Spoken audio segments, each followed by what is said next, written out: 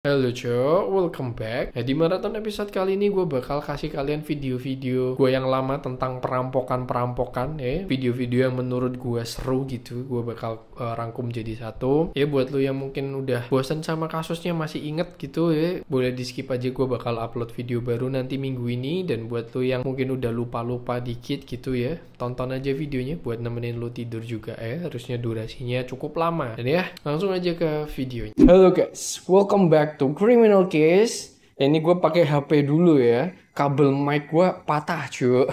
Kalau ada noise dikit ya mohon dimengerti ya. Nah, hari ini gue punya kasus perampokan yang mantep banget cuy. Ini ada perampok yang berhasil nyuri 300 juta yen atau sekitar 40 miliar tanpa korban jiwa, tanpa perlu nyelinap ke bank gitu. Gak perlu cuy, dia bersih banget. Ini sampai dijuluki the greatest bank heist in Japan. Ini gue bakal bawain dua ya, karena kalau satu doang terlalu pendek ya.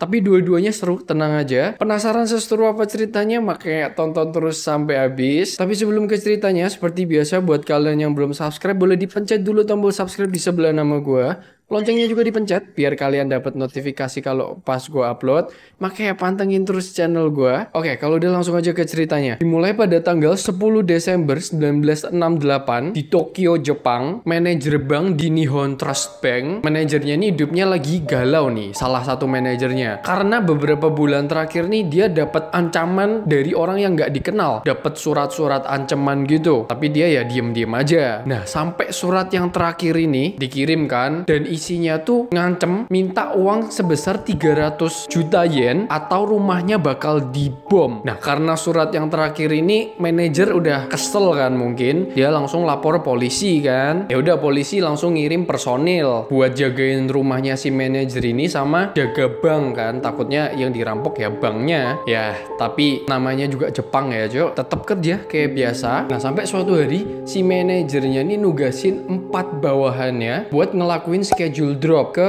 Toshiba Factory. Nanti gue jelasin schedule drop itu apa. Ya udah, mereka naik mobil bank kan, mobil punya bank ke Toshiba Factory buat schedule drop. Pas di tengah jalan, tiba-tiba polisi dari belakang nyegat mobilnya gitu, naik motor. Terus langsung disuruh turun kan. Polisi bilang, turun cepet-cepet. Barusan rumahnya manajermu baru diledakin. Ini mungkin mobil ada bomnya juga. Langsung kan minggir. Polisi yang datang nih ngecek ke bawah kolongnya gitu. Takutnya ditempelin bom kan. Pas ngecek tiba-tiba langsung keluar asap sama ada percikan api jo. 4 orang ini langsung lari balik tembok, langsung kayak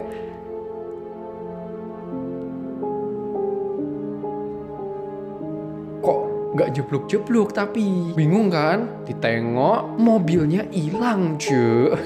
Pas ditengok mobilnya hilang, sisa motornya polisi doang. Nah, keempat orang ini bingung kan, ini kemana. Mereka cari telepon umum terdekat. Dia telepon ke bank tempat mereka kerja kan. Pas telepon yang ngangkat manajernya cuy. Lega kan mereka berempat, kayak wah untung lu nggak kenapa-napa. Si manajernya ini bingung, lah emang gue kenapa? Nah, terus dijawab lagi, lah bukannya rumah lu barusan diledakin? Enggak, siapa yang bilang? Manajernya bilang gitu cuy. Ya dia langsung cerita semuanya.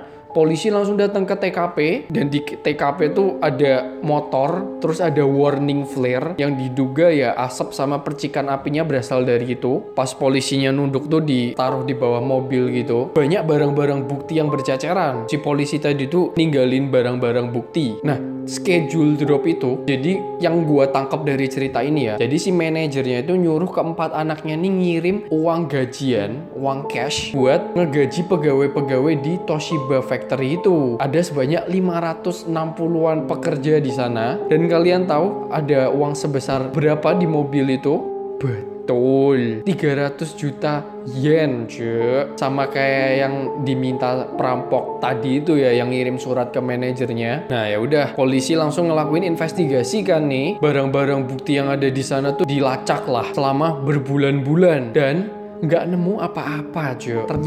Ternyata perampoknya tuh sengaja naruh barang-barang itu berserakan, sengaja ditinggal di situ buat nge-mislead investigation cuy. Biar polisi itu terkecoh gitu, biar perampoknya punya waktu buat kabur. Gila, coba otak-otak begini bisa dipakai buat yang bener ya cuy. Waduh, pasti mantep banget cuy. Nah pas polisi sadar ya perampoknya udah lama kabur, udah berhasil kabur jauh. Ya kasus ini jadi unsolved sampai setengah abad kemudian, tanggal 15 Mei 2016 ada uang sebesar 100.000 yen ditarik dari ATM di 7-Eleven. Jadi kayak misal ada orang narik puluhan juta di ATM Indomaret gitu.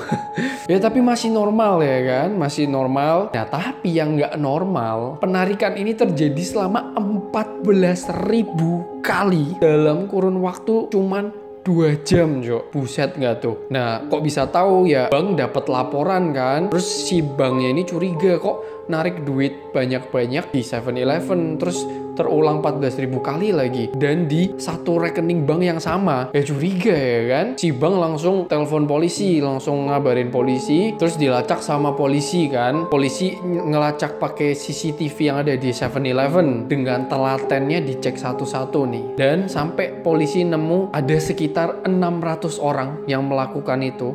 Narik duit perseorangan gitu lewat mesin puluhan juta. Ya kalau satu orang kan nggak mungkin ya, Cok. Keajaiban, Cok, itu. Dan dugaan polisi mereka tuh narik duitnya pakai kartu kredit palsu. Nah, dan dugaan polisi itu ini adalah kelakuan dari organisasi kejahatan yang sangat besar ya. Karena untuk mengorganisir 600 orang itu tidak mudah ya, Cok. Tapi sampai sekarang nggak ditemuin siapa pelakunya. Ya ada beberapa tersangka yang ditangkap tapi langsung dilepas karena nggak ada bukti yang bisa membuktikan kalau mereka itu pelakunya ya. Nah, biar nggak pendek-pendek amat, gue kasih satu lagi perampokan di Jepang. Tanggal 26 Januari 1948, ini lebih tua lagi ya, di Tokyo juga. Jadi ada seorang government health inspector atau dokter dari pemerintah lah, itu datang ke Imperial Bank nih pas jam-jam mau tutup gitu. Termasuk bilang mau ngasih obat karena masih ada penyakit disenteri yang masih nyebar. Jadi mau dicegah gitu dengan obat ini biar mereka semua nggak terserang penyakit, mengurangi penyebaran lah. Nah arti disenteri kalau gue cari di Google Translate itu berak darah artinya. Nah karena Jepang pada saat itu keadaannya masih baru post war ya, masih baru perang sama Amerika. Jadi emang zaman itu penyakit tuh masih musuh nomor satunya Jepang nih. Ya udah orang-orang di dalam bank percaya kan. Lagian dokternya juga pakai armband resmi dari pemerintah. Ya percaya dong. Minumlah obat sebanyak 16 orang karena kan banknya udah mau tutup. Jadi sisa dikit doang orangnya. Minum, tiba-tiba langsung pada jatuh gelebakan gitu, Cok. Kesakitan semua. Si dokter ini langsung nyuri semua duit yang ada di tellernya ya. Semua yang bisa diambil dia ambil semua. Terus 12 orang dari 16 orang itu meninggal dunia, sisanya masih selamat. Dan dari para korban itu ditemuin cairan cyanida, cuy. Terus polisi langsung investigasi Imperial Bank ini kan. Polisi nemu ada kartu nama jatuh dan di situ ada namanya Matsui Shigeru. Polisi langsung ngecek di ke-16 korban ini kan ada yang namanya Matsui nggak? Ternyata nggak ada. Terus dugaan polisi ini punya yang nyolong nih, bisa jadi kan. Terus di kartu namanya itu juga ada tulisannya Department of Disease Prevention. Jadi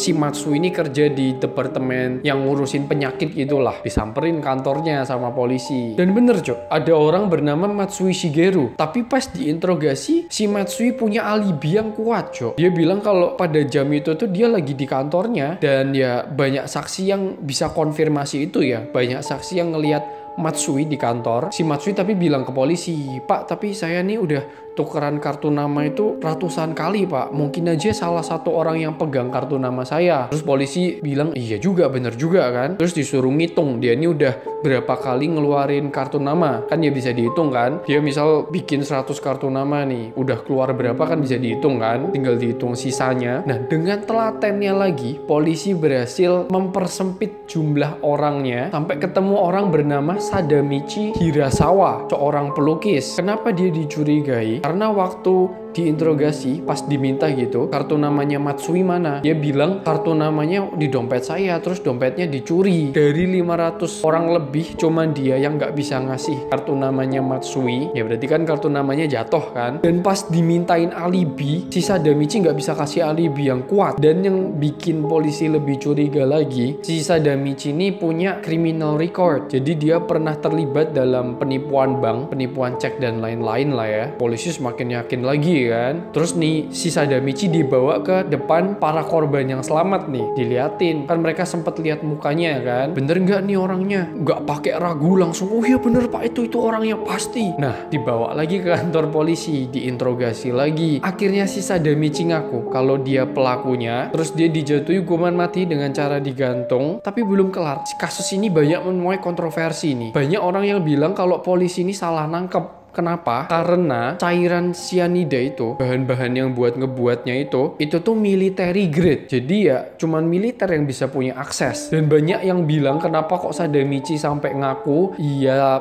seperti biasa ya, korban interogasi kekerasan dari polisi. Ya sampai akhirnya belum sempat dihukum mati, Sadamichi udah meninggal dunia, mengidap pneumonia ya. Dan banyak yang bilang kalau pelaku sebenarnya itu adalah tentara, orang dalam tentara. Mereka mau ngelakuin percobaan pakai cairan itu. Ya, itu tadi 2 perampokan yang menurut gue sangat menarik di Jepang ya, sangat wow. Jangan ditiru ya, Cok. Kalau emang kalian punya otak yang pintar, digunain yang baik-baik lah ya. Jangan dibuat yang enggak-enggak, Cok ya.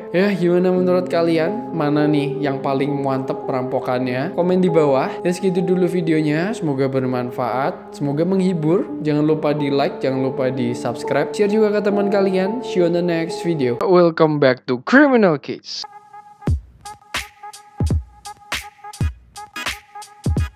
Hari ini gue bakal bawain kasus perampokan lagi ya. Kali ini adalah perampokan terbesar di Argentina, cuy. Ini sampai dijuluki the heist of the century. Para pelakunya ini berhasil ngerampok 20 juta dolar dengan sangat mudahnya. Polisi dipermainin doang, cuy. Ini polisinya kelihatan bodoh gitu. Nanti kalian tahu lah ya. Penasaran gimana ceritanya? Ketangkep atau enggak pelakunya? Makanya tonton terus sampai habis. Oke, kalau udah langsung aja ke ceritanya. Nah, jadi bermula pada tanggal 14 Januari 2006 di Buenos Aires, Argentina. Sekitar jam 12:30 siang nih, polisi dapat telepon dari salah satu bank bernama Bank Corio. Banknya ini terletak di daerah perumahan orang-orang yang kaya banget. Bahkan di perumahannya ini ada 2 lapangan golf, ada tempat buat berlayar. Lu bayangin, cuy, tempat buat berlayar di perumahan. Kurang kaya apa itu ya? Bank Corio ini adalah salah satu bank yang top gitu di Argentina. Kalau di Indonesia ini kayak BCA-nya gitu lah ya. Yang kayak semua orang punya. Ya, hampir semua orang lah ya. Polisi dapat telepon, langsung polisi ngerahin personil-personilnya ke bank itu ya kan. Pas polisi dateng, polisi mencoba untuk bernegosiasi nih sama perampoknya. Ya kayak di film-film gitu lah ya. Coba negosiasi lewat telepon bank gitu, di telepon banknya. Diangkat nih sama perampoknya. Ngelakuin negosiasi terus dan satu persatu para sandera ini dikeluarin nih. Polisi udah pede gitu kalau wah nih terkepung nih, udah pasrah gitulah. Negosiasi terus, tiba-tiba pas polisi telepon lagi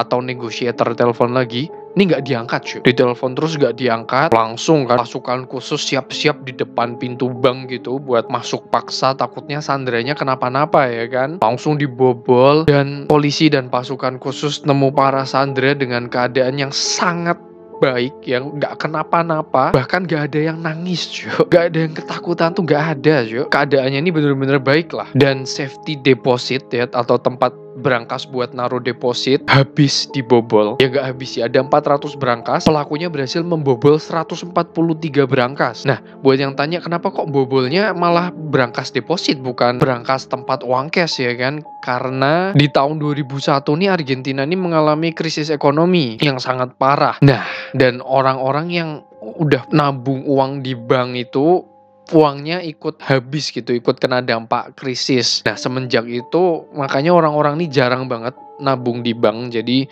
kayak mereka ini cuman naruh cash atau perhiasannya tuh di berangkas deposit. Jadi kalau sampai terjadi lagi ya uangnya nggak hilang ya kan, karena ditaruhnya di berangkas deposit. Nah, polisi langsung cari bukti jejak gitu dan polisi nemuin beberapa helai rambut dan ada pistol mainan, cuy. Jadi pelakunya nih ya pakai pistol mainan dan sengaja ditinggal. Tapi polisi nggak nemuin ada fingerprint atau DNA yang tertinggal tuh, nggak ada sama sekali.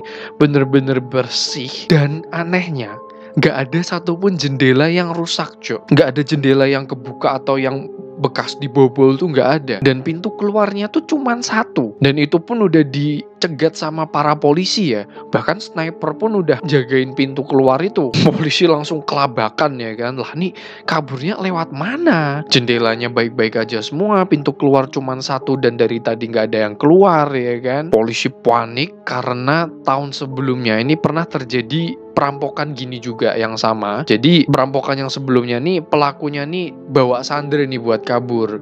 Jadi kayak robbery gone wrong gitulah. Udah kepepet, bawa sandera keluar dan sama polisi pelakunya tuh didor ya dan ketembak. Nah, gara-gara polisi ceroboh ini, 2 sandera yang dibawa sama pelakunya ini harus kehilangan nyawanya. Ya, ini semenjak kejadian ini nih polisi ini dapat kecaman ya dari masyarakat karena kejadian itu tuh live di TV cuy. Kayak ngelihat film real life gitu ya.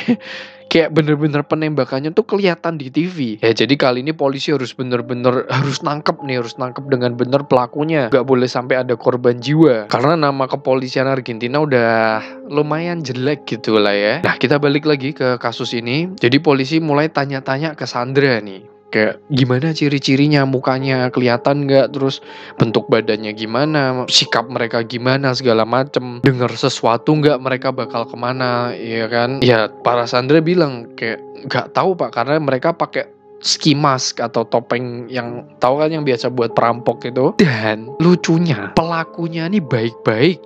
Kata salah satu Sandra bahkan pelakunya nih ngucapin selamat ulang tahun ke Sandranya. Jadi salah satu Sandranya dia ada yang ulang tahun dan pelakunya ngucapin cuy. Ini gue nggak tahu pelakunya tahu dari mana, mungkin lihat kalender pribadi atau gimana ya. Bahkan Sandranya ini dipesenin pizza ya. Ya udah nggak dapet jejak sekalipun dan para reporter TV udah ngeliput kejadian ini ya.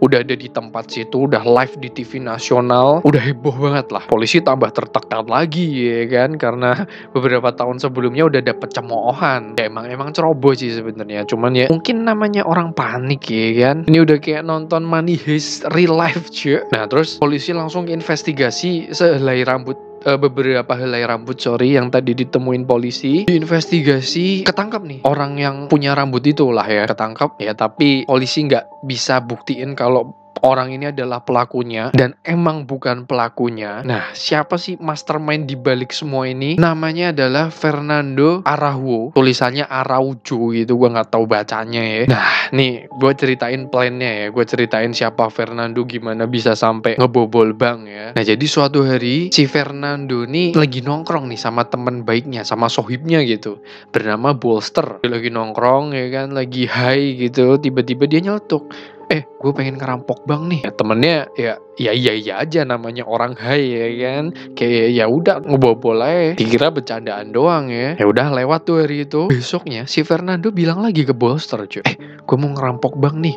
Lu mau ikut gak? Si Bolster kaget kan. Lah, nih beneran. Gue kira bercandaan. Si Bolster bilang, enggak, bobol bank tuh susah banget. CCTV di mana-mana, ada alarm ya kan. Si Fernando bilang, tenang, gue udah punya perfect plan, udah punya rencana yang sempurna gitu. Fernando bilang lagi, kita nggak perlu kabur habis ngerampok, kita hanya perlu menghilang. Bolster bingung kan, maksudnya? Fernando bilang lagi, iya udah makanya lo mau ikut nggak? Kalau ikut gue kasih tahu plannya. Nah jadi si Fernando sama Bolster ini emang dari kecil udah temen baik gitu ya, udah sohib banget lah. Nah mereka berdua ini dari kecil emang hobinya nyolong cuy. Akhirnya mereka tumbuh dewasa ya kan. Yang Fernando jadi guru martial art atau guru bela diri.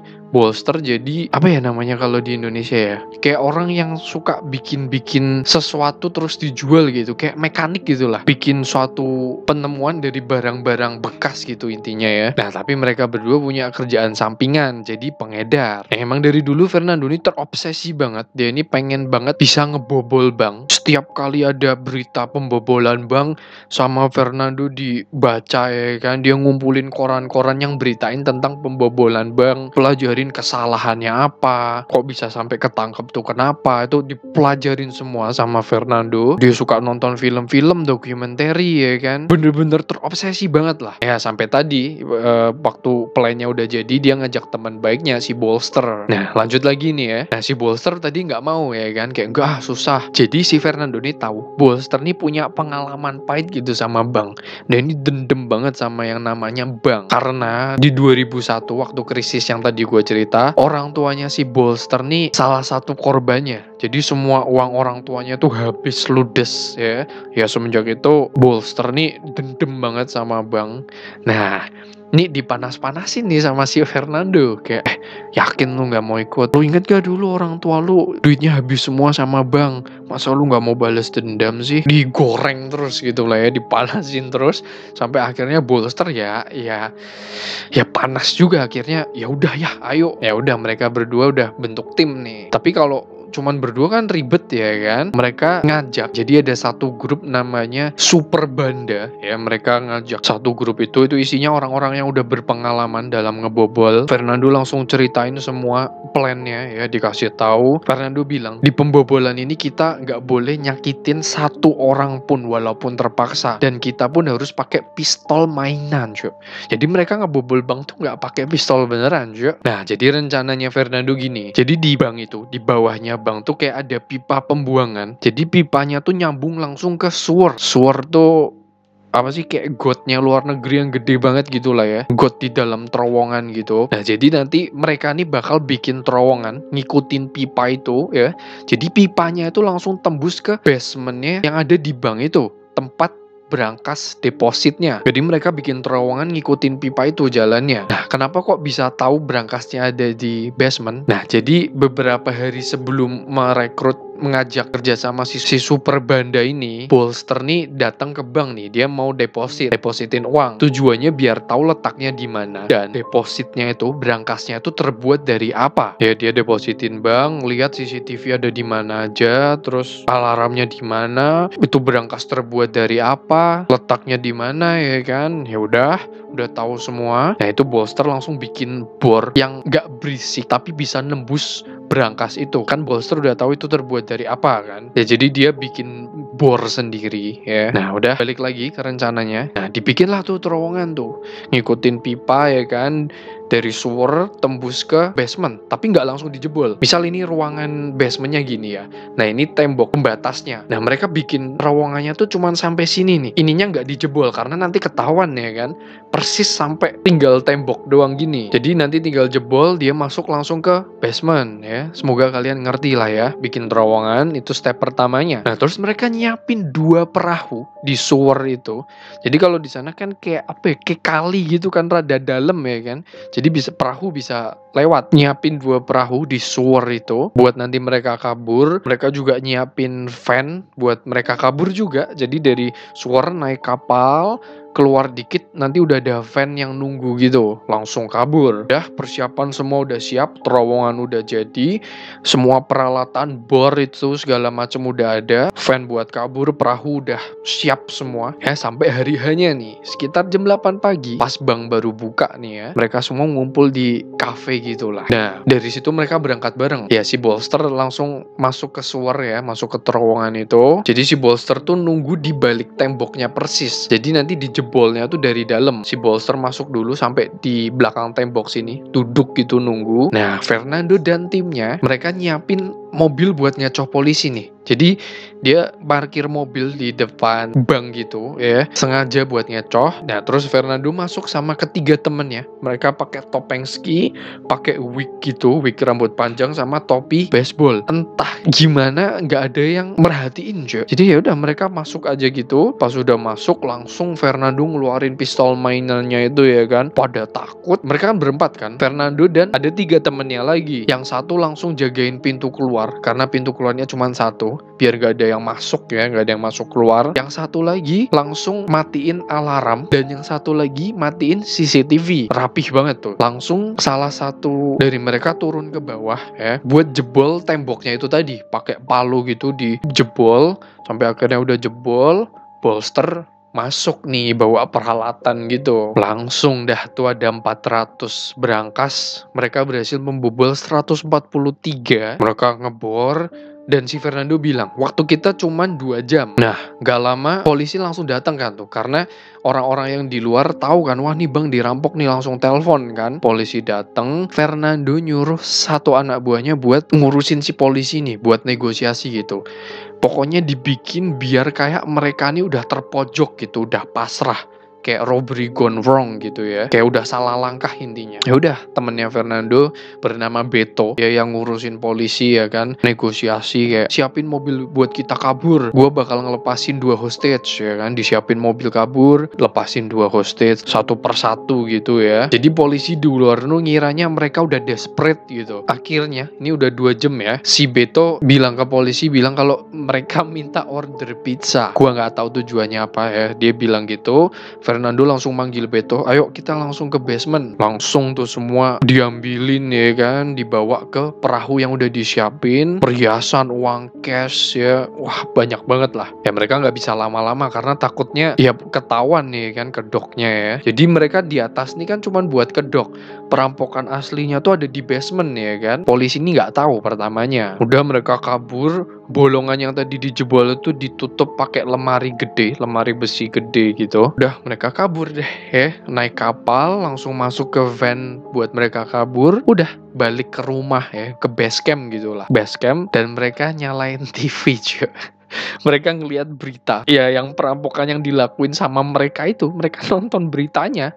Ya jadi perampoknya udah di rumah, polisi masih di situ cuy. Masih ngira perampoknya ada di dalam. Ya sampai akhirnya yang tadi gue bilang, polisi dobrak masuk ya. Udah gak ada siapa-siapa cuy. Lu bisa bayangin gak tuh kalau dilihat dari perspektif ini, polisinya kelihatan kayak orang bodoh ya. Kayak perampoknya santai-santai nonton TV gitu ya. Polisinya masih kayak, wah nih perampoknya kemana nih. Padahal udah di rumah. Dan belum kelar cuy. Si Fernando, ya si mastermind-nya ini. Jadi dia ini nyuri credit card gitu kan. Dia sengaja buang kredit card itu ke trotoar gitu, yang letaknya jauh dari rumahnya, dari base camp mereka, dilempar ke trotoar gitu buat ngecoh polisi. Dan berhasil cuy.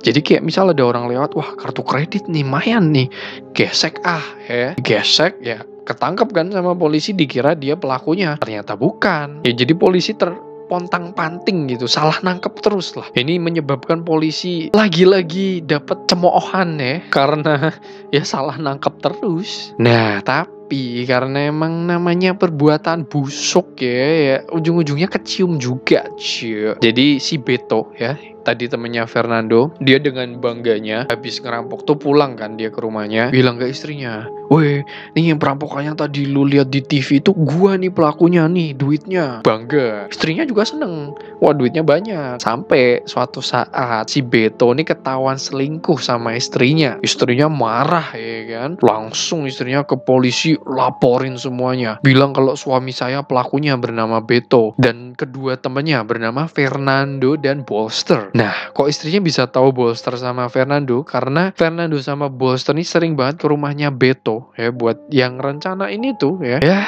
nggak lama Beto dia lagi ngendarain mobil sama selingkuhannya, tiba-tiba di stop sama polisi ya. Beto ketangkep, Beto langsung cepuin kedua temennya itu. Fernando sama Bolster juga nggak lama langsung ketangkep ya.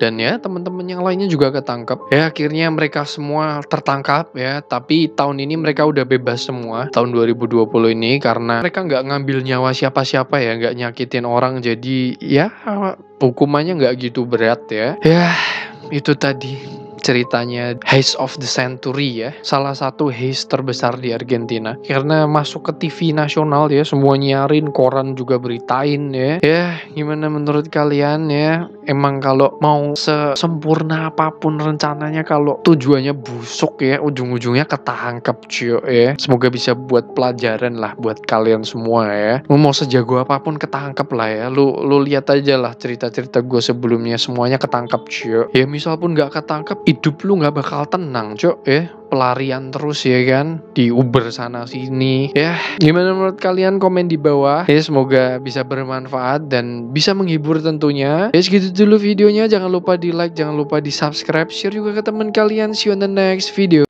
Halo cok, welcome back to Criminal Case.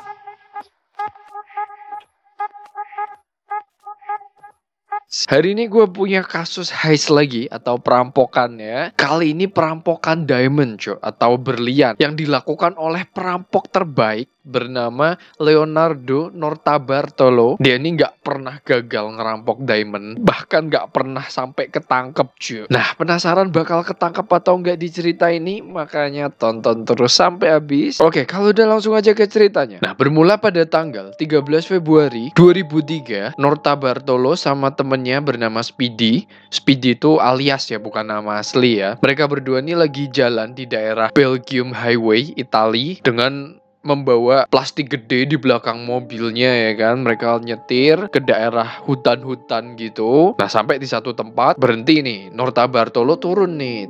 Dia ngelihat ada sebuah gubuk kecil gitu ya kan. Oh sorry, Speedy-nya ditinggal di mobil nih. Temennya di mobil. Notarbartolo doang yang turun nih. Turun, dia nemu gubuk kan nih. Dan nemu, dia balik lagi nih ke mobil. Pas dia lagi jalan balik ke mobil, dia kaget cok ngelihat temennya Speedy ini lagi kayak orang kesetanan ya, lagi panik banget. Semua isi yang ada di plastik gede itu dikeluarin, dan itu isinya diamond kecil-kecil, terus uang cash semua dikeluarin. Uang cash disobek-sobek sama dia, diamondnya diinjek-injek berusaha mau dihancurin. Nah, kenapa kok Speedy ini sampai panik banget gitu? Karena semua benda yang ada di plastik itu tuh adalah satu-satunya bukti yang bisa nyambungin mereka berdua ke perampokan yang dijuluki perampokan diamond terbesar dalam abad ini cuy. Itu julukannya. Mereka berhasil ngerampok perhiasan dan diamond itu dengan total nilai 1 triliun cuy kalau dirupiahin ya ini ya. Mereka berhasil ngerampok tempat penyimpanan diamond paling ketat dan paling aman di Italia. Nah,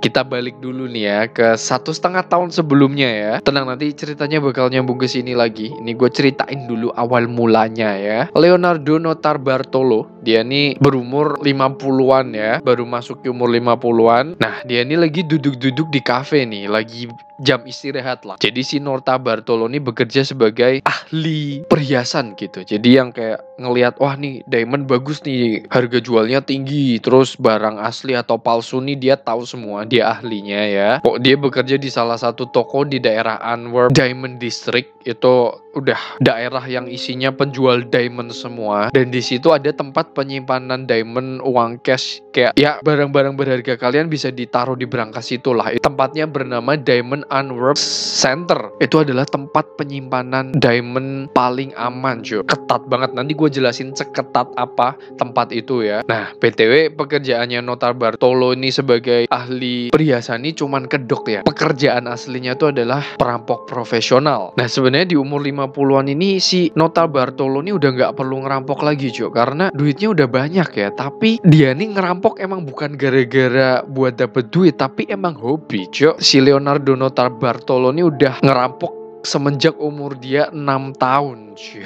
Lo bayangin bocah 6 tahun bibit-bibit nyolongnya udah kelihatan cuy. Ini kita bahas backgroundnya si Notarbartolo dikit ya. Nah, jadi waktu dia umur 6 tahun, dia disuruh mamanya beli susu nih.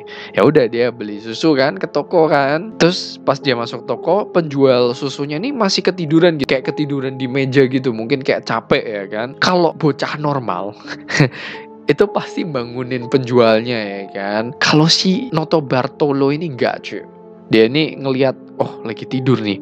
Dia masuk ya kan, dia ngeraba kantongnya dan dapat uang sebesar $8 cuy. Nah, habis dia dapat duitnya, dia keluar lagi ya kan ke depan mejanya gitu, terus bangunin penjualnya. Pak, saya mau beli susu. Bayarnya pakai duit yang diambil dari kantong si penjual itu cuy. Dan mulai saat itu Notarbartolo mulai ketagihan ya kan. Dia masuk sekolah nih, dia nih sering banget nyolong duit dari gurunya. Jadi mungkin waktu masih istirahat pas kelas kosong ya kan, tas gurunya kan ditinggal di kelas. Nah, diambil tuh, dicolongin sama Notarbartolo. Dan sempet ketahuan ya, ini dihajar habis-habisan sama mamanya. Tapi yang namanya hobi ya, Notarbartolo nggak kapok cuy. Ya dia masuk umur 20 tahunan, dia semakin gila lagi sama yang namanya nyuri ya. Nah, di umur 20-an ini targetnya Notarbartolo nih para sales perhiasan nih, para sales diamond gitu. Dia mempelajari gerak-gerik salesnya ya kan, habitnya gitu, kemana-kemana aja buat cari kesempatan waktu salesnya nih lengah ya. Jadi dia terus ngelakuin itu ya kan, merhatiin habit sales. Pas salesnya lagi lengah, diambil tasnya dan gak pernah ketangkep cuy. Sama sekali nggak pernah. Ini berjalan terus sampai dia umur 30 tahunan ya.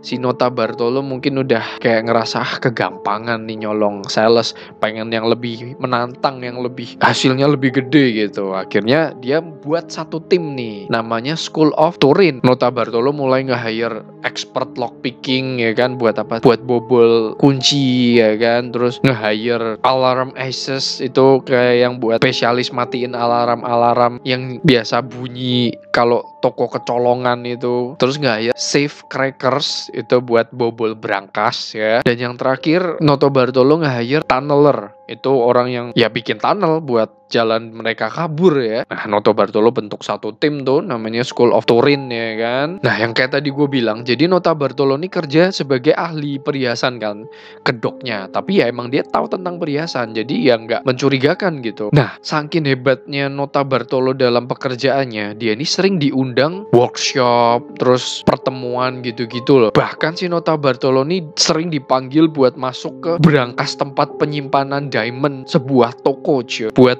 kayak ngeliat aja gitu, buat nilai ini diamondnya bagus nggak, tapi diajak sampai masuk ke brankasnya. Mungkin saking percayanya ya kan. Ya Nota Bartolo diajak masuk, ya dia ngeliat keamanannya kan, CCTV ada berapa, terus yang ada sensor apanya enggak, segala macem diperhatiin semua langkah-langkahnya secara detail. Ya udah, habis dia dipanggil ke sebuah brankas di sebuah toko gitu, seminggu kemudiannya si toko itu kerampokan cuy. Ya dirampok sama Nota Bartolo. Ya gitu terus berjalan terus ya kan. Dan gak pernah ketangkap. Ya gak pernah ninggalin jejak sedikit pun. Nah, kita nyambung lagi nih ke awal sampai akhirnya dia umur baru masuk 50-an gitu lah ya. Dia lagi duduk-duduk ngopi nih. Lagi jam istirahat lah ya. Ya dia lagi ngopi santai-santai, tiba-tiba ada seseorang pria gitu. Dia penjual diamond ya. Dia penjual diamond, duduk di depannya Nota Bartolo. Dia bilang gini, "Bro, gua bakal kasih lu 100.000 euro, tapi lu jawab pertanyaan gue. Cuman satu pertanyaannya." Si Nota Bartolo bingung kan.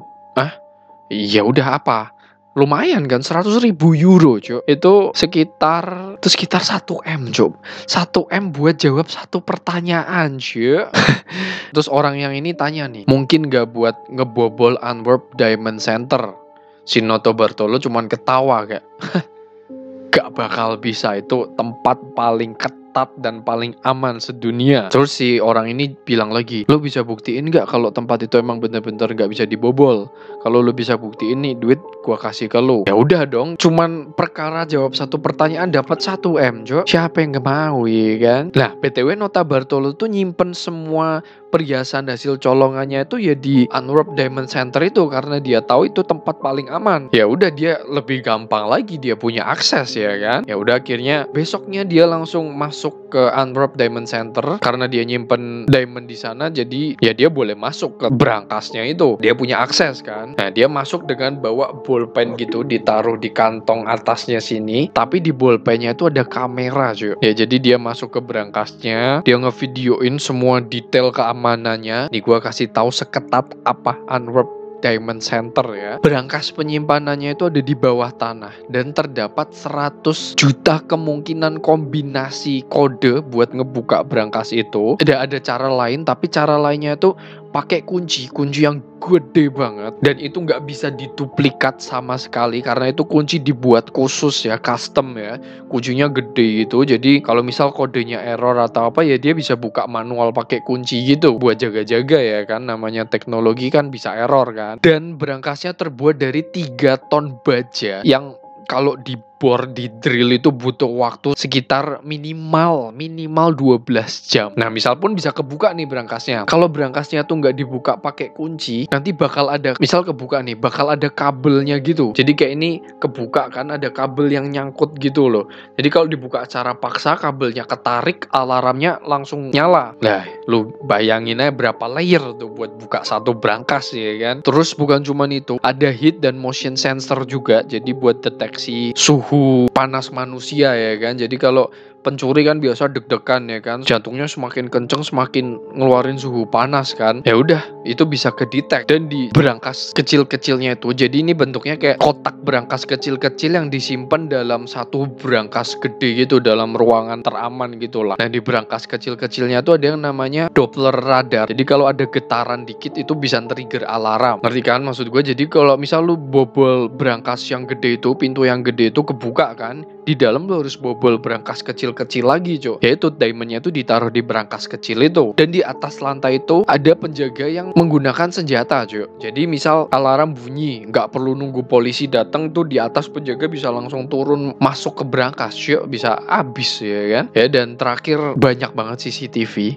Dan CCTV-nya tuh bukan yang di atas gitu. Kalau yang di atas kan kita bisa ngumpet di bawahnya kan. Ini CCTV-nya di bawah, Cok. Bukan di bawah sih, di tengah-tengah tembok gitu. Jadi kayak semua bawah, kanan, kiri itu ketangkep semua. CCTV-nya tuh banyak banget. Tengah ada, atas ada, samping-samping banyak banget, Cok. Udah tuh direkam semua. Terus ketemu lagi sama si penjual diamond ini, di telepon kan. Nota Bartolo nggak tahu namanya nih. Kasih filenya nih, seaman ini. Colokin laptop, dilihat. Ya udah, habis itu kelar. Nota Bartolo dikasih duitnya beneran ya, bukan tepu-tepu ya. Si duitnya ya udah. Nota Bartolo kira kan, ya udah, ya emang nggak bisa kan. 5 bulan kemudian Nota Bartolo dapet telepon lagi nih dari unknown number. Diangkat kan. Si yang penelpon ini bilang, lu datang ya ke alamat yang bakal gua kirim bentar lagi. Si Nota Bartolo bingung, tapi kayak kenal gitu suaranya. Kayak, ini kayak gua kenal ya orangnya. Dimatiin kan.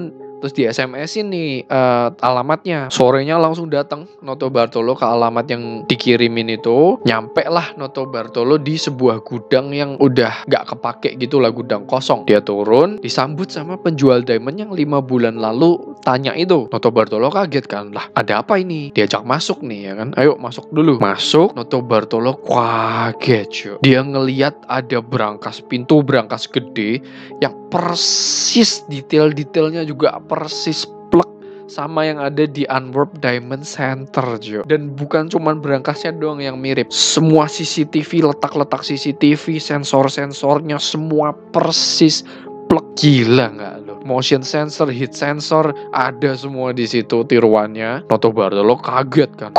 Kok bisa? Terus sama penjual diamond dikenalin ke ada 3 orang. 3 orang ini memperkenalkan diri pakai alias, jadi nggak pakai nama asli. Takutnya ntar kalau ada salah satu yang ketangkep kan dicepuin ya kan. Yang pertama namanya King of Keys, itu jadi ya ahli kunci ya, ahli picklocking ya. Yang kedua Genius namanya, itu ahli sensor-sensor gitulah buat mati-matiin sensor. Yang ketiga namanya Monster, ya dia ahli dalam bidang apa aja katanya. Nah terus Nota Bartolo tanya, nih ada apa, kita mau ngapain? Si penjual diamond bilang, kita bakal ngerampok Antwerp Diamond Center. Nah ini udah gua buatin semua replikanya, kalian tinggal cari cara gimana caranya ngebobol berangkas itu. Dan pada setuju semua ya. Nota Bartolo juga setuju karena emang hobi ya kan. Udah selama berbulan-bulan mereka mencari cara buat ngebobol berangkas itu. Udah ketemu nih caranya. Diulang berkali-kali sampai perfect, sampai nggak ada kesalahan sedikit pun pokoknya ya. Karena bisa fatal ya. Nah sampai hari hanya nih tanggal 14 Februari. Jadi beberapa jam sebelum perampokan, Nota Bartolo datang dulu nih ke berangkasnya nih. Kedoknya mau ngambil beberapa perhiasannya lah. Dia masuk kan, punya akses, dan dia nyemprotin hairspray ke motion sensornya Jo yang ada di depan. Jadi disemprotin. Nah mungkin kalian tanya kan, itu CCTV banyak kok nggak ketahuan. Nah katanya, jadi kan yang jaga CCTV ini udah kenal Nota Bartolo kan, udah familiar gitu, kayak oh ya ini emang punya berangkas di sini, ya udah makanya CCTV-nya nggak diliatin. Dan ya udah Nota Bartolo bisa nyemprot secara bebas ya kan. Dia semprotin dulu motion sensornya biar nanti waktu mereka masuk tuh nggak kedetek gitulah. Udah sampai malamnya mereka semua mulai nih ya. Jadi penjual diamond yang ngumpulin mereka semua, ada Nota Bartolo, terus yang tadi 3 orang itu, dan ada satu lagi temennya Nota Bartolo bernama Speedy ya. Jadi anggota yang lain ini nggak setuju nih kalau ada Speedy di sini, karena Speedy Speedy ini orangnya panikan banget gitu, takutnya ngelakuin kesalahan yang fatal. Tapi Notarbartolo bilang kalau Speedy nggak ikut, gue nggak mau ikut. Ya udah kan, gimana lagi? Nah ya udah kan, mereka nyewa mobil ya, penjual diamondnya yang nyetir kan. Udah sampai nih mereka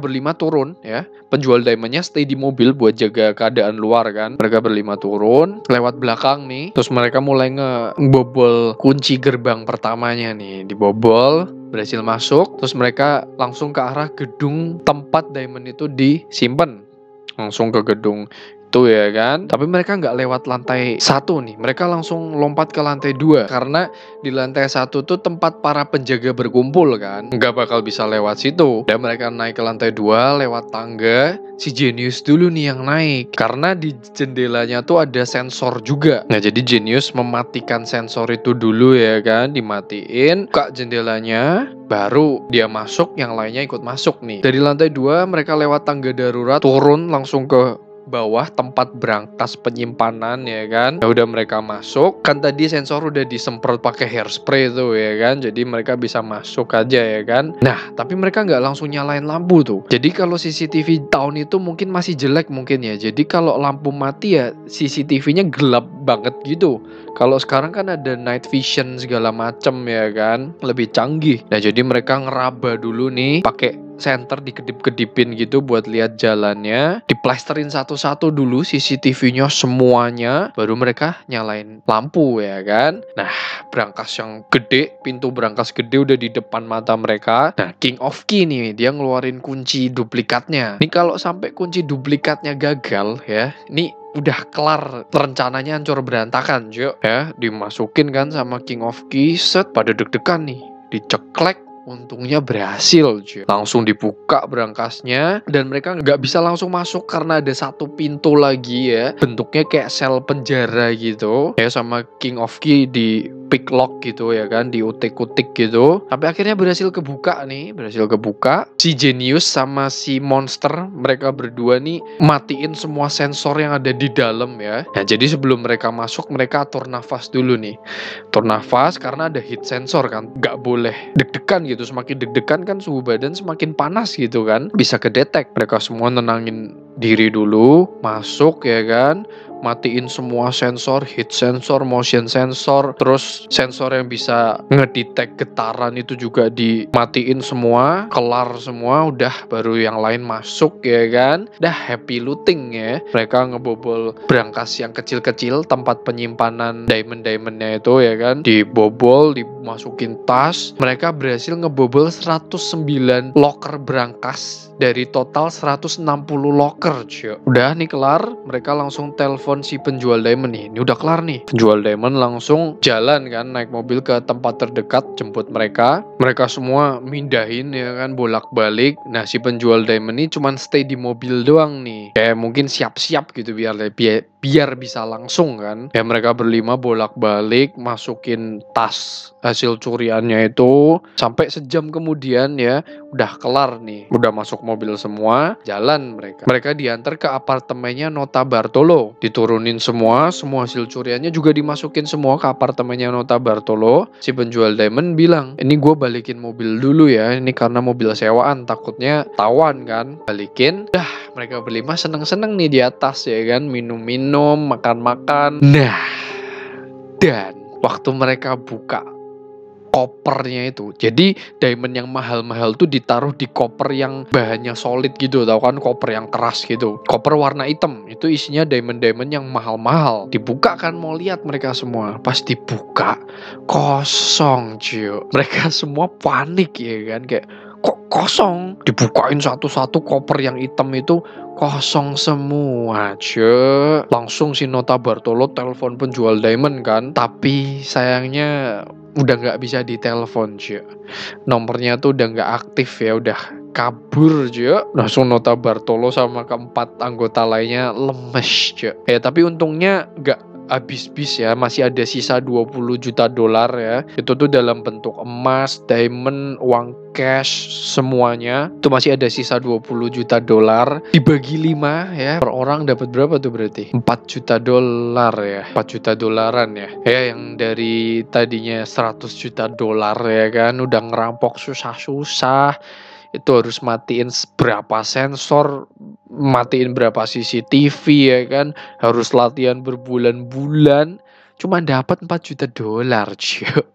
Ya udah, mereka akhirnya Genius, King of Key sama Monster mereka pulang ke tempatnya masing-masing. Nah, ini nyambung ke yang tadi pertama nih. Speedy sama Nota Bartolo nyetir ke tempat yang terpencil gitu. Si Nota Bartolo nih mau nyembunyiin hasil curiannya itu biar nggak ketahuan kan. Ya, ini kita sambung langsung aja yang tadi ya kan.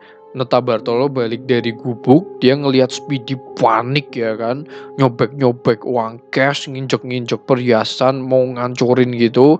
Nota Bartolo langsung coba buat nenangin kan, kayak santai-santai, nih masih ada yang bisa kita ambil, lumayan. Akhirnya Speedy tenang, mereka berdua ngambilin barang-barang yang masih bisa diambil, yang masih ada harganya, sisanya ditimbun di tanah situ ya kan. Ya udah mereka pulang. Tapi sayangnya seminggu kemudian ada petani yang nemu plastik itu. Dikira bocah-bocah kan, kelakuan bocah-bocah kan. Wah, nih bocah-bocah buang sampah sembarangan nih.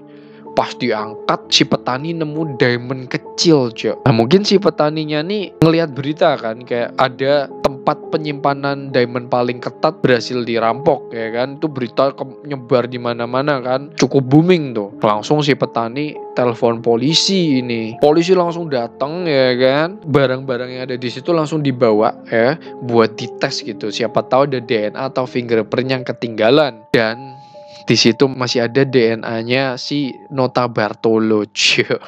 Ya, akhirnya Nota Bartolo ketangkap dan di penjara 10 tahun. Yang ketangkap cuma Nota Bartolo, Cok. Si 3 orang sama Speedy ini nggak ketangkap. Apalagi si penjual diamondnya udah nggak tahu kemana, Cok. Udah hilangnya gitu. Ya, ini mencuri dari pencuri ya.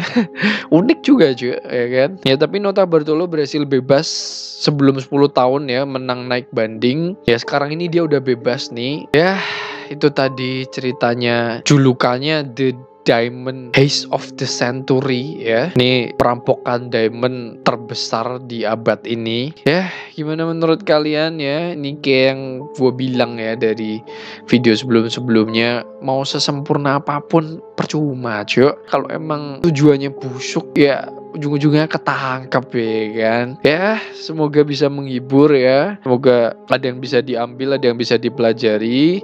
Dan kalau kalian punya kasus-kasus perampokan atau tentang penjara-penjara, kabur dari penjara, boleh komen di bawah ya, bantu gua, atau DM di IG gua juga boleh. Ya, segitu dulu ceritanya. Jangan lupa di like, jangan lupa di subscribe, share juga ke teman kalian. See you on the next video. Ini gue punya kasus perampokan yang dilakukan oleh seseorang yang kalian pasti nggak sangka-sangka, cuy. Pelakunya nih melakukan 20 perampokan hanya dalam kurun waktu cuman 2 bulan doang. Lu bayangin, cuy, 20 perampokan dan berhasil mendapatkan puluhan juta dolar. Ini bukan perampokan yang direncanain matang-matang, bukan yang kayak money heist gitu ya. Ini cuman kayak ya udah rampok aja gitu. Cuman yang melakukan perampokan ini tuh orangnya tuh ya nanti kalian tonton aja lah ya siapa pelakunya ya. Dan bahkan pelakunya ini berhasil kabur dari penjara, cuy. Penasaran gimana ceritanya dan siapa pelakunya? Makanya tonton terus sampai habis. Oke, kalau udah langsung aja ke ceritanya. Bermula pada tahun 1977 di kota Durban, Afrika Selatan, sekitar jam 4 sorean tuh ada sebuah bank yang lapor ke polisi kalau mereka tuh habis kerampokan. Ya udah, polisi langsung datang ya kan.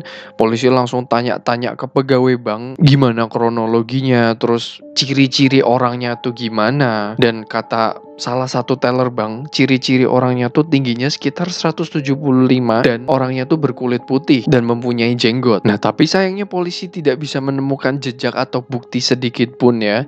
Ini berlangsung terus dari tahun 1977 sampai 1979, itu sekitar 2 tahunan ya. Ini perampokannya ini terjadi sekitar 3-4 kali perampokan. Tapi polisi karena mungkin teknologi yang kurang canggih ya, jadi polisi ini bener-bener kesusahan buat nangkep pelakunya ya. Mungkin bahkan belum ada CCTV, cuy. Nah, terus pada tahun 1979 ini kita pindah dulu ya ke kota Johannesburg, masih di Afrika Selatan ya, di kantor polisi gitu, di sebuah kantor polisi di Johannesburg. Jadi ada seorang polisi bernama Andre Stander dan ada temennya polisi, kita sebut aja si A lah ya. Nah, Mereka nih temen deket banget nih, sohib banget nih ya kan. Si polisi Ani lagi di kantor polisi, lagi ngerjain kerjaannya. Terus tiba-tiba si Andre Stender datang nih. Gue mau bilang sesuatu tapi lu jangan bilang siapa-siapa ya. Si polisi A-nya bilang kan, "Ah, emang apaan?" Si Andre langsung bilang, "Jadi selama 3 sampai 4 tahun belakangan ini gue nih ngerampok di daerah Durban, ngerampok bank-bank di sana, dan gue udah menghasilkan $1 juta selama 3 tahun. Lu mau nggak ikutan gue ngerampok? Lumayan loh duitnya loh. Daripada lu begini terus ya kan nggak kaya-kaya." Nah si polisi A ini temen deketnya nih diem doang cuy, masih mencerna gitu, karena si Andre Stander ini adalah polisi yang sangat berprestasi cuy. Gak nyangka gitu kok bisa polisi berprestasi sampai jadi perampok ya kan. Nah si Andre langsung jelasin, jadi kalau waktu setiap Andre Standard ini lagi off gitu ya, lagi nggak kerja, si Andre bakal langsung terbang ke kota Durban dan ngerampok bank, lalu sorenya balik lagi ke Johannesburg. Jadi di sana tuh dia nyewa mobil gitu, sampai ke Durban nyewa mobil ya kan, ngerampok bank, balik lagi, mobil sewaannya tuh ditinggal di bandara, langsung balik ke Durban karena kan bakal balik lagi ke sana ya kan, mungkin nyewanya buat sebulan gitu. Nah tapi walaupun si polisi A ini temen deketnya si Andre ya, tapi karena emang si polisi A ini mungkin loyal gitu, jadi ya si Andre dicepuin ya. Si polisi A bilang kalau si Andre Stander nih perampok. Terus bukti-buktinya bisa dilihat.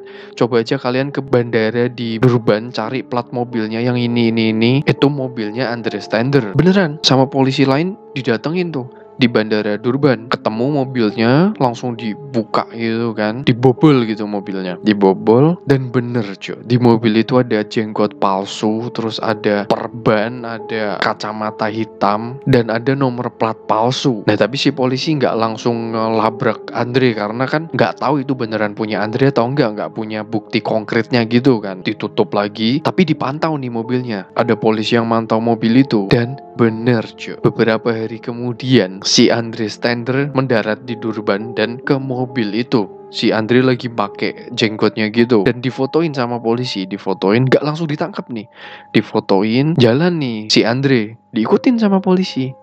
Si Andre langsung ke sebuah bank gitu, dan sama polisi nggak langsung ditangkap juga. Polisi bener-bener ngumpulin bukti konkret gitu ya, difoto-fotoin. Nah terus setelah si Andre Stander kelar, dia keluar kan, si polisi ini telepon bantuan gitu, tolong cegat si Andre di bandara. Diikutin ya kan sama si polisi ini sampai di bandara, dicegat sama polisi. Terus polisi yang tadi ngikutin juga langsung nangkep cuy. Jadi kayak dikepung gitu si Andre, nggak bisa gerak. Dan polisi dapat bukti duit 1 tas gitu, udah gitu dapat foto-foto juga. Jadi udah mantep lah buktinya, udah pasti si Andre Stander nih jeblos ke penjara. Ini hebat ya polisinya, gue cukup salut sama polisinya karena nggak gegabah gitu ya, bisa mikir beberapa step ke depan gitu kan. Kalau gini enak ya kan, bukti udah ada konkret lagi ya kan, nangkep orangnya juga gampang, langsung jeblosin ke penjara. Karena kan takutnya kalau pas di bank langsung ditangkap, takutnya si Andre malah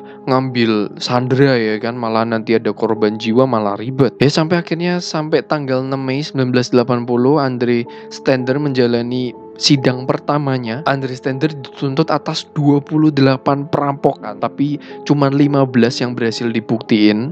Ya 15 tuh nggak cuman cuy, lu bayangin ngerampok 15 bank cuy, banyak cuy itu. Dan Andre ini ngerampoknya sendirian cuy, dia nggak punya tim cuy, dia masuk sendiri, dapat duit sendiri, balik sendiri ya kan, nikmati sendiri. Nah si Andre dijatuhi hukuman 7 tahun penjara karena ya nggak ada korban jiwa ya di perampokan ini. Dan ini kasusnya cukup booming karena yang melakukannya tuh adalah seorang polisi cuy ya kan. Departemen polisinya ini juga sampai malu banget, kenapa kok bisa sampai salah satu personilnya tuh jadi penjahat gitu ya. Dan harusnya polisi yang nangkep penjahat, ini malah polisi yang jadi penjahat. Ya udah cukup booming kasusnya nih ya kan, sampai ayahnya Andre Stander tuh diwawancarai sama seorang reporter, ditanya, kok bisa sampai anak bapak nih jadi penjahat tuh, gimana ceritanya? Nah kalau kata statement papanya bilang, ya mungkin ini salah saya karena si Andre itu sebenarnya nggak mau jadi polisi, tapi saya paksa, saya kerasin, pokoknya dia harus jadi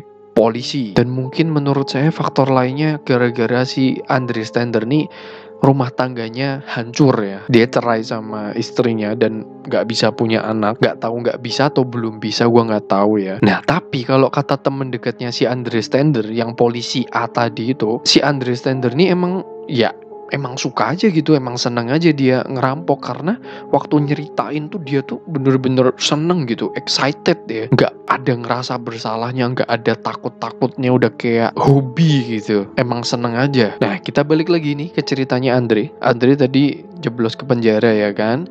Di penjara dia ketemu dua orang bernama Alan dan Patrick. Dua orang ini masuk penjara karena perampokan juga ya. Mereka langsung deket ya kan, karena ya pembicaraannya nyambung mungkin ya, sama-sama perampok ya. Mereka semakin dekat. Nah si Andre ini mulai stres nih di penjara nih. Dia ngomong ke Alan sama Patrick, kabur yuk, gue udah gak kuat nih di penjara nih. Nah si Alan sama Patrick juga sama, ya udah boleh yuk kita nyusun rencana. Nah ya udah, seperti orang-orang yang kabur dari penjara pada umumnya ya, mereka bertiga nih cari titik lemah dari penjara itu, dicari spot lemahnya, terus jam-jam yang lagi penjaganya nih lagi lengah gitu ya. Nah jadi sampai si Andre ini punya ide nih. Jadi para tahanan yang cedera itu bakal dibawa ke fisioterapi, dan fisioterapinya tuh keluar dari penjara itu. Nah ya udah, si Andre mikir kan, nah ya udah kita cederain diri kita aja biar kita bisa keluar dari penjara ini dulu gitu. Ya udah akhirnya nyusun rencana ya kan, mereka mencederai diri mereka sendiri tapi ya nggak parah ya, karena kalau parah ya mereka susah kaburnya ya kan. Cedera sampai pada tanggal 11 Agustus 1983 mereka bertiga, Alan, Patrick dan Andre,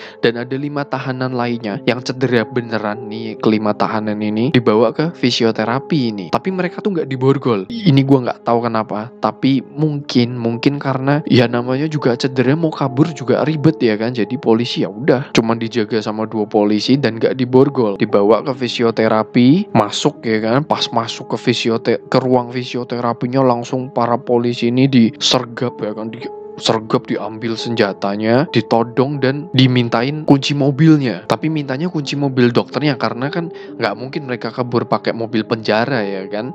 Ditodong dokternya, mana kunci mobilnya, kasih. Ya udah dikasih ya kan. Dan ya udah mereka bertiga kabur dengan bebasnya ya. Nah terus kedua polisi ini langsung telepon bantuan ya kan. Ini ada 3 tahanan yang kabur nih, tolong. Langsung polisi ngelakuin roadblocks ya, blokade gitu di mana-mana biar nggak bisa kabur terlalu jauh gitu ya. Nah mereka bertiga langsung ngebut kan nih, ngebut. Nah pas udah mau ngebut tiba-tiba di depan ada blokade polisi nih ya. Dia udah ngeliat dari jauh gitu, dia langsung belok. Dia nemu satu farm gitu, farmhouse.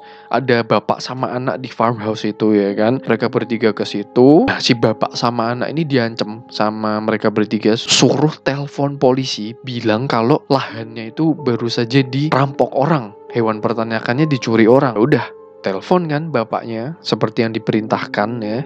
Telepon, datang nih polisi, tapi cuma datang 1 personil karena polisi yang lain ini lagi fokus ke yaitu 3 tahanan yang kabur itu kan, si Andre, Alan sama Patrick kan. Polisi mikir, halah hewan peternakan doang kecil, dikirim 1 personil doang naik mobil polisi. Pas polisi turun langsung disergap lagi, diambil pistolnya, dan polisi sama kedua orang itu, bapak sama anak itu, diikat di farmhouse-nya itu.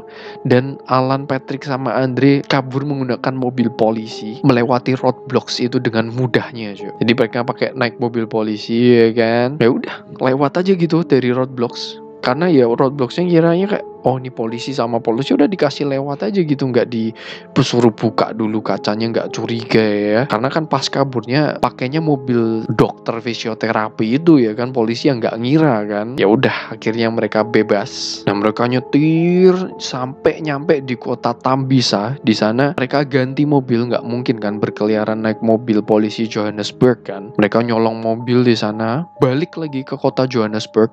Mereka ngumpet di kayak tempat-tempat yang kecil pedesaannya gitu lah. Mereka selama 2 bulan hidup menggunakan sisa uang rampokannya si Andre sampai duitnya mulai menipis nih. Nah mereka langsung merencanakan perampokan lagi. Pertama-tama mereka bertiga ngerampok toko senjata dulu nih. Mereka ngerampok toko senjata. Udah gitu mereka nyusun rencana buat ngerampok bank. Ini dimulai dari bulan November sampai Januari. Ini yang tadi gue bilang, dalam 2 bulan mereka berhasil ngerampok 20 bank tanpa ketahuan sedikit pun cuy. Nah ini wah tambah viral lagi kasusnya ya kan. Foto mereka bertiga nih ditempel di mana-mana di sekitar Johannesburg ya. Bahkan sampai luar kota Johannesburg pun tahu. Udah terkenal banget lah, masuk berita, masuk koran, ditempel di tembok ya. Nah, sampai mereka bertiga sadar nih, wah nih kita harus pergi ke luar negeri nih, karena nama kita udah ada di mana-mana, dipampang di mana-mana. Akhirnya mereka kepikiran, oke, kita kabur naik kapal aja. Ya udah, mereka ke penjual kapal gitu kan, ke penjual kapal. Nah, si yang punya toko ini tahu nih siapa mereka bertiga, karena bener-bener mereka bertiga tuh terkenal banget. Nah, si penjaga toko ya udah, dia nggak panik nih, dia tetap menjual kapal gitu ya kan, seperti biasa ya. Nah, mereka bertiga kelar nih, selesai langsung cepet-cepet telepon polisi. Penjual kapal ini yang punya toko ini, Pak, saya baru aja ngelihat 3 tahanan yang kabur ini, dia habis beli kapal segini, bla bla bla bla, letak kapalnya ada di sini. Langsung polisi datang ke toko buat ngecek dulu kan. Terus si penjual kapal ini nunjukin langsung rekaman CCTV-nya. Oh iya bener, langsung sama polisi dicegat di pelabuhan yang ada kapalnya itu. Untungnya mereka bertiga belum sempet sampai ke pelabuhan itu, mungkin masih beres-beres atau beli perlengkapan mungkin ya. Udah dicegat di pelabuhan. Pas mereka bertiga mau sampai gitu, kaget kan. Waduh, kok udah banyak polisi nih, kok mereka tahu kita beli kapal. Balik lagi nih, nggak jadi ya kan, nggak jadi kabur. Sampai akhirnya mereka bertiga bikin paspor palsu ya. Mereka nyamar pakai jenggot topi itu, bikin paspor palsu, identitas palsu ya, nama palsu. Langsung terbanglah mereka ke kota Fort Lauderdale. Ini di Amerika ya. Mereka keluar dari Afrika Selatan, mereka nyewa sebuah apartemen gitu. Nah, kan mereka bertiga nih sering bawa cewek ke apartemennya kan, bolak-balik, sering berisik gitu, sering party. Tetangganya tuh udah mulai risih nih. Nah, karena tetangganya curiga kalau mereka nih pesta obat-obatan gitu, jadi ya tetangganya langsung teleponnya ke polisi. Dia bilang kalau nih ada aktivitas yang mencurigakan di sebelah apartemen saya. Nah, ya udah datang kan polisi, digedor ya kan, nggak ada yang bukain, digedor-gedor nggak ada yang bukain. Sampai polisi tanya ke resepsionis nih, itu yang tinggal di apartemen tuh siapa? Anehnya, udah bikin paspor palsu, identitas palsu, si Andre nih booking apartemen pakai namanya sendiri cuy. Mungkin dia ngerasa di Amerika udah tenang gitu ya, udah nggak ada yang kenal mereka ya kan, karena kan kasusnya di Afrika Selatan terkenalnya. Nah, polisi Amerika yang berdua yang datang ini dengar kasusnya si Andre Stender, Alan dan Patrick ini kabur dari penjara. Mereka tahu nih orangnya. Polisi kaget kan, Andre Stender langsung telepon ke kepolisian Afrika Selatan, bilang kalau nih tahanannya ada di Amerika sekarang. Polisi Afrika langsung kayak, udah tolongin pakai cara apapun tangkap mereka. Langsung yang polisi dari Afrika datang ke Amerika ya kan, kayak detektifnya gitulah. Detektifnya minta bantuan polisi Amerika buat nangkep mereka bertiga. Nah, dipantau terus tuh apartemennya, pantau terus. Nah, yaudah polisi nyusun rencana kan, balik ya kan, datang lagi nih ke apartemennya, digedor sekali lagi. Kali ini yang bukain si Patrick cuy. Dibukain, Patrick kaget ya kan, langsung Patrick ngeluarin pistol gitu. Tapi sayangnya Patrick meninggal di tempat ya, karena adu tembak sama polisi. Nah, tapi di apartemen itu cuma ada Patrick doang nih. 2 orang lainnya nggak tahu kemana. Polisi langsung melakukan pencarian, investigasi ya kan. Sampai beberapa hari kemudian setelah Patrick meninggal itu, polisi dapat telepon dari dealer mobil gitu, yang tempat modif-modif mobil gitu, bilang kalau dia baru aja ngelihat Andre Stender. Langsung polisi datang ke tempat itu ya kan. Si dealer mobilnya ini bilang, ini mobilnya Pak. Terus polisi bilang, ya udah catin aja, kita pantau dari jauh, nanti kalau pas dia datang jangan panik, biar itu urusan kami. Polisi bilang gitu. Ya udah beneran dicatin ya kan. Besoknya datang si Andre Stender ya, itu masih dipantau tuh sama polisi. Masuk ke toko itu, pas masuk ke toko itu langsung dikepung sama polisi. Dan yang punya toko ini udah ngumpet gitu ya, udah ngumpet duluan, nggak mau jadi sandera gitu. Jadi ya terjadi adu tembak lagi, sampai akhirnya Andre Stender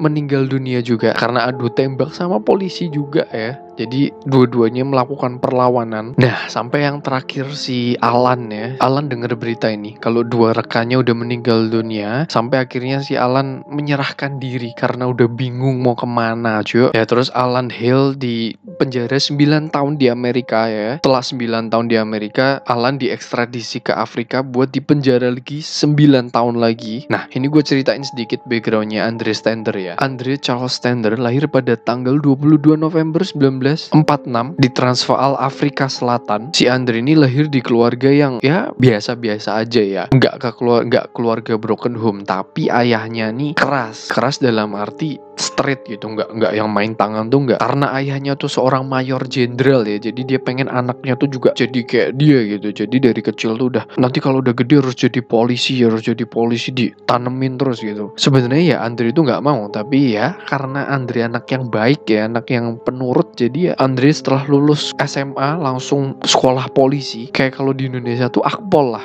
sama aja kayak akpol. Nah, sampai Andre ini lulus dengan nilai yang bagus cuy, padahal dia nggak suka jadi polisi, tapi ya walaupun terpaksa nilainya tetap bagus. Jadi anak yang baik ya si Andre ini sebenarnya. Nah, sampai akhirnya si Andre ketemu cewek nih, nikah ya kan, nikah, belum sempat punya anak atau nggak bisa punya anak, gue nggak tahu, mereka udah cerai. Nah, mulai dari sini cuy, si Andre ini mulai nggak bener gitu lah, mulai kayak setiap jam off-nya gitu, mulai di setiap jam off-nya atau jam waktu Andre nggak kerja, dia terbang ke Durban buat ngerampok ya. Dan motifnya sampai sekarang nggak ngerti, karena ya Andre Stander udah meninggal dunia ya, jadi nggak ada yang tahu apa motif sebenarnya ya. Gimana menurut kalian, apa motif si Andre ini sebenarnya? Emang seneng doang atau emang gara-gara dia cerai sama istrinya tapi ya nggak ada hubungannya juga ya? Ya gimana menurut kalian, komen di bawah ya. Ya segitu dulu ceritanya, itu tadi ceritanya Andre Stander ya. Nih ada yang nge-tag gue di Instagram ya. Buat lu yang nge-tag gue di Instagram, thank you bro. Ya segitu dulu videonya, jangan lupa di like, jangan lupa di subscribe, share juga ke teman kalian. See you on the next video.